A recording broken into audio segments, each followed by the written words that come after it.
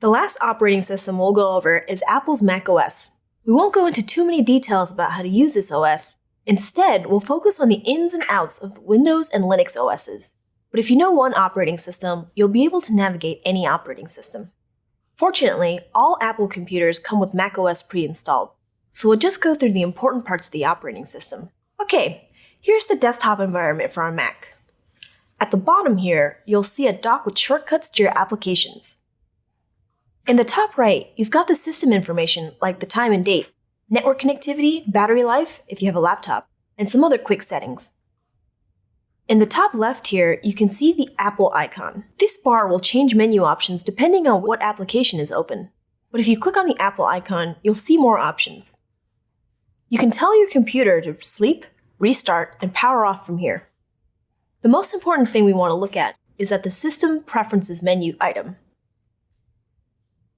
This launches our system settings. From here, we can change any of our computer settings, like setting the orientation of our mouse scroll, adding and removing users, setting up printers, changing our screensavers, adding Bluetooth devices, and more.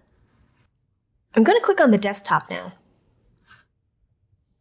You'll notice our top left setting changed from our System Preferences to Finder. Finder is the file manager for all Macs.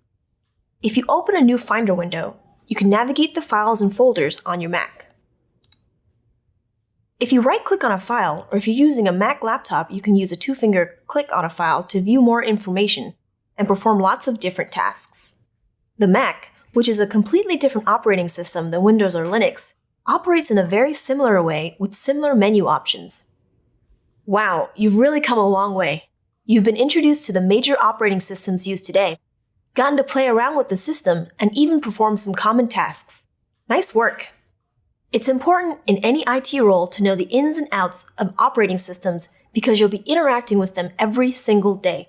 Installing, managing, and navigating operating systems are all tasks that you'll have to do daily as an IT support specialist. You may even find yourself doing this for hundreds, if not thousands of machines in your fleet one day.